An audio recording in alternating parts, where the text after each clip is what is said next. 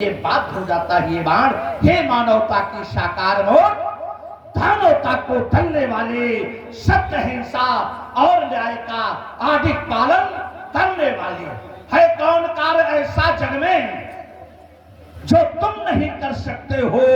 तुम अपनी इस निर्मल वाणी से पत्थर भी पिघला सकते हो। है कार्य तुम्हारे शीरध्वज झिलमिल झरना से आप लाभान्वित होना चाहते हैं श्री योगराज। हम चाहते यह है कि यह शुभ कार्य में किसी प्रकार की कोई अशांति न होने पावे, यह भार मैं आपके कंधों पर सौंप रहा हूं। किसी प्रकार की अशांति उत्पन्न ना हो, ये दायित्व हमारा है। आपने हमारे ऊपर बड़ा विश्वास कर लिया है। आप विश्वासनीय पात्र है, हमारे बंधु हैं। भाई व्यक्ति के स्वभाव के अनुरूप भी उसके ऊपर विश्वास करना चाहिए। भाई स्वभाव के अनुरूप भी विश्वास करना चाहिए। जैसे आप शांत के प्रचारक हैं, शांत के दूत हैं, तो आपसे शांत की अपेक्षा की जाए तो ये तो ठीक बात बनती दिख रही है।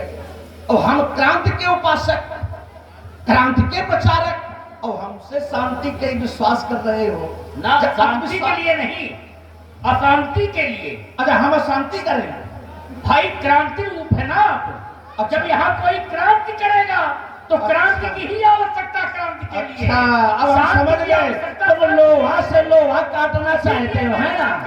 हाँ, हम समझ गए तुम लोहा से लोहा काटना चाहते हो। अब तुम आराम से आनंद लेना चाहते हो, है ना। बढ़िया, दो क्रांति के उपासक हैं, उन्हें लड़वा दो। अपना बाद में हम एक पीछे तो तुम्हें जिम्मेदारी सौंप रहे कि तुम लोग लड़ाओ, हम आराम से आनंद की अनुभूति करें। चलिए, बड़ा विश्वास आपने किया।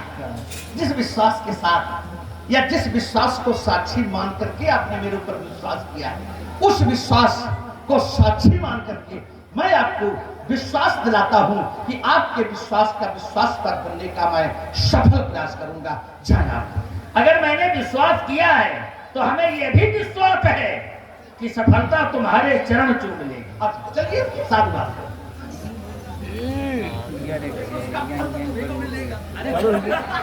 हमको मिले, आपको मिले, एक ही है।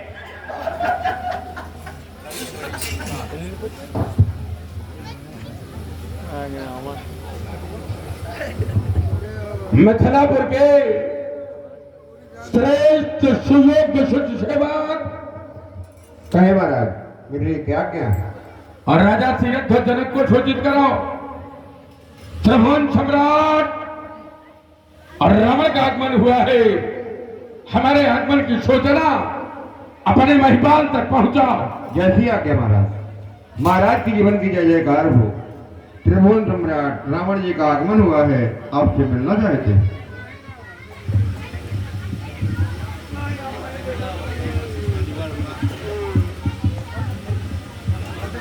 अहो मेरा सौभाग्य, 4 वेद 6 7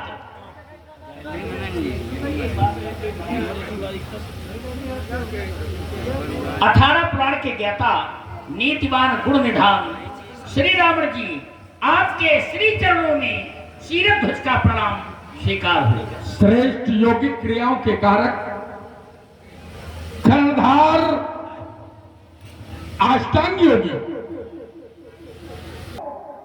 पर शरीर का भान न हो, शरीर का अभिमान न हो, ऐसी विदेहत्वपात से अलंकृत धर्मात्मा जनक, जय श्री शंकर भगवान की। अहो मेरा सौभाग्य, रावण का आना भी सौभाग्य, बिल्कुल हमारे लिए सौभाग्य। तो देवताओं का आना क्या दुर्भाग्य? नहीं, देवताओं के लिए सौभाग्य, आपका भी आना सौभाग्य हमारे लिए। हमारे लिए तो सब सौभाग्यशाली ही मैं हूं जो आज मुझे दर्शन हो रहे हैं आप जैसे। मैंने आपको प्रणाम किया, लेकिन प्रणाम का उत्तर आपने मुझे आशीर्वाद रूप में नहीं दिया। नहीं, जब दिया जाए तभी जाना जाता है क्या? हाँ, क्योंकि हमने तो ये जाना है, तभी जाना जाता है। प्रणाम करने वाले को 4 चीजें ऐसे मिल जाती हैं। कैसे? चत्वार तत्सवर्धन्ते आयुर्विद्या यशो। इसी पर मैंने विचार किया है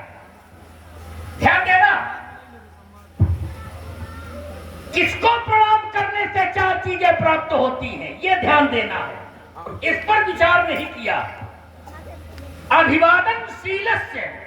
अभिवादनशील व्यक्ति जो नित्य वृद्धोप से विना, किसकी? वृद्धों की।